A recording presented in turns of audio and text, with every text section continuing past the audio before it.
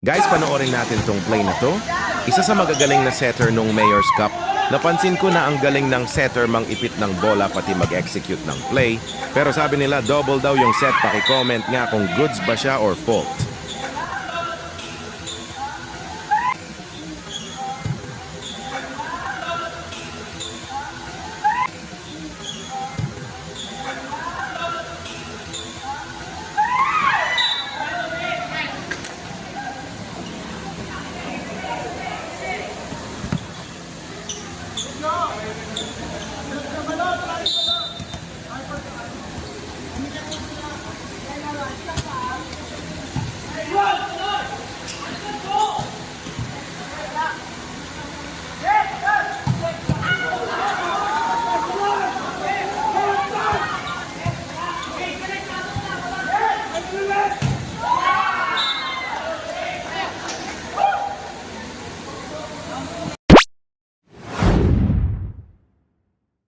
Guys, panoorin natin tong play na to.